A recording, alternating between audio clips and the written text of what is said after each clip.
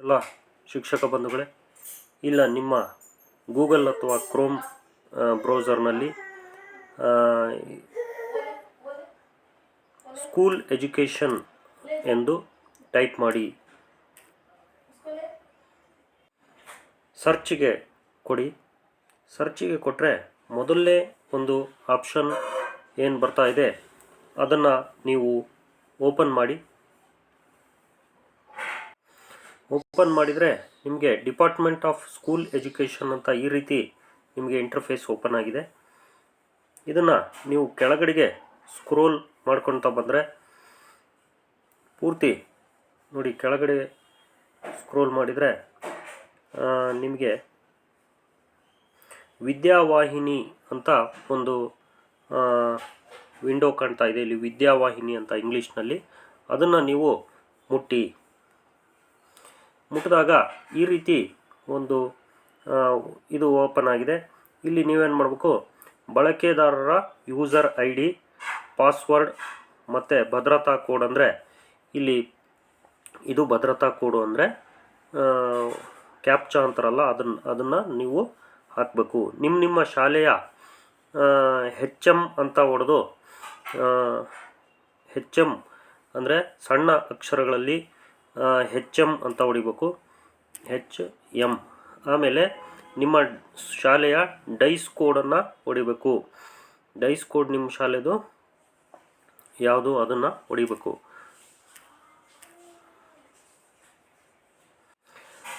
Password A1 ಆಗಿರುತ್ತೆ, ಅಂದರೆ ಸಣ್ಣ ಅಕ್ಷರ A ಮತ್ತು 1 ಅನ್ನೋದು.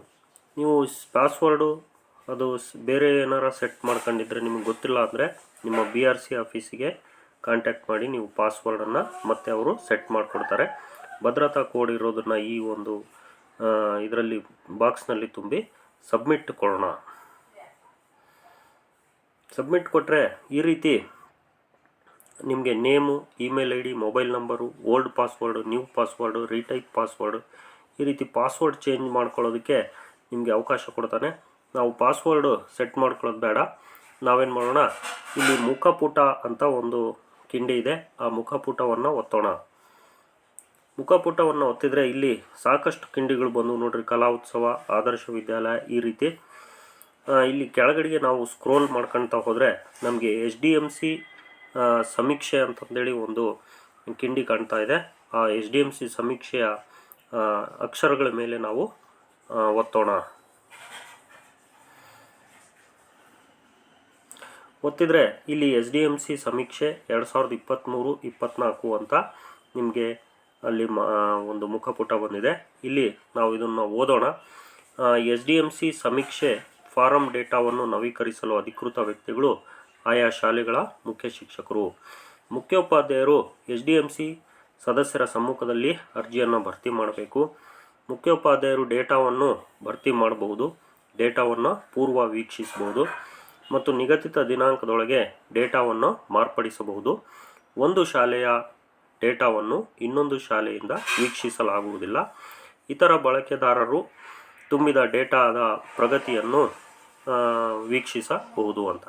ವೇಳಾಪಟ್ಟಿ ಇಲ್ಲಿ ನೋಡ್ರಿ, ಇಲ್ಲಿ ಮಾಯ ಆಗಿ ಮತ್ತೆ ಬರ್ತಾ ಇದೆ. ಅಂದರೆ ನೋಡ್ರಿ, ಒಂದು ಸಾರಿ ಹೋಗುತ್ತೆ, ಒಂದು ಸಾರಿ ಬರ್ತಾ ಇದೆ. ಇಲ್ಲಿ ಹೆಂಗಪ್ಪ ಇದು ಯಾವ ದಿನಾಂಕದಿಂದ ಶುರುವಾಗಿದೆ? 6ನೇ ತಾರೀಕಿನಿಂದ ಶುರುವಾಗಿದೆ. ಈಗಾಗಲೇ 8ನೇ ತಾರೀಕು, 13ನೇ ತಾರೀಕು ಲಾಸ್ಟ್ ಡೇಟ್ ಇದೆ. ಅಂದರೆ ಇದೇ ತಿಂಗಳು 13ನೇ ತಾರೀಕು ಲಾಸ್ಟ್ ಡೇಟ್ ಇದೆ. ಬೇಗ ನೀವು ಶಾಲಾ ಹಂತದಲ್ಲಿ ನೀವು ತುಂಬ್ಕೋಬೇಕು ಇದನ್ನು. ನೆಕ್ಸ್ಟು ಇದು ಯಾಕೆ ಬ್ಲಿಂಕ್ ಆಗ್ತಾ ಇದೆ ಅಂದರೆ ಜಲ್ದಿ ಮುಗಿಸ್ರಿ ಅಂತಂದೇಳಿ, ಇದೊಂದು ಬೇಗ ನೀವು ನಿಮ್ಮ ಡಾಟಾವನ್ನು ಹಾಕಬೇಕು ಅಂತ. ಕ್ಲಸ್ಟರ್ ಹಂತ ನೋಡ್ರಿ, 6ನೇ ತಾರೀಕಿಂದ 15ನೇ ತಾರೀಕುವರೆಗೂ ಇದೆ. ಇಷ್ಟು ಇಲ್ಲಿ ತೋರಿಸಿದ್ದಾನೆ.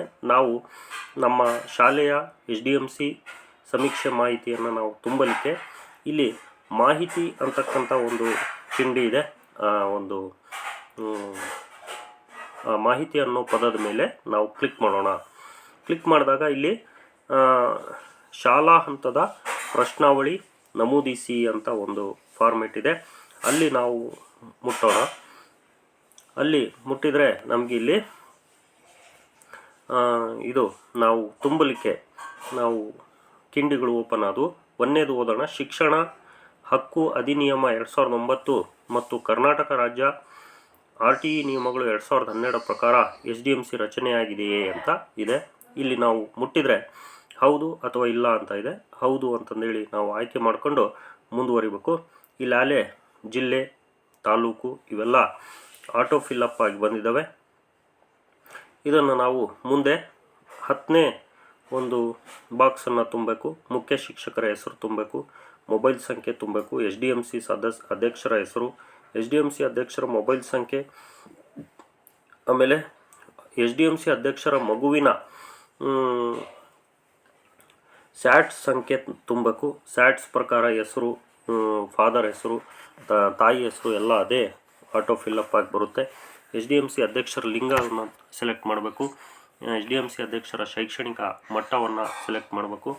ಸಾಮಾಜಿಕ ವರ್ಗ ಆಯ್ಕೆ ಮಾಡಿ, ಆಮೇಲೆ SDMC ಅಧ್ಯಕ್ಷರ ವೃತ್ತಿಯನ್ನು ಆಯ್ಕೆ ಮಾಡಿ ಸೇವ್ ಕೊಟ್ಟರೆ ಇನ್ನು ಮುಂದೆ ಇನ್ನೊಂದು ಕಿಂಡಿ ಓಪನ್ ಆಗುತ್ತೆ. ಇದೇ ರೀತಿ 13 ಕಿಂಡಿಗಳಿದಾವೆ. ಇಲ್ಲಿ ನೋಡ್ರಿ, ಸೇವ್ ಅಂತ ಕೊಟ್ಟು ಮುಂದೆ ಎರಡನೇದನ್ನು ನಾವು ಒತ್ತಿದರೆ ಮತ್ತೆ ನಾವು ಅಲ್ಲಿ ಮತ್ತೆ ನಮಗೆ ಬಾಕ್ಸ್ಗಳು ಓಪನ್ ಆಗ್ತವೆ. ಅಲ್ಲಿ ಓದಿ ಅವುಗಳನ್ನು ನಾವು ತುಂಬ್ಕೊಳ್ತಾ ಹೋಗಬೇಕು.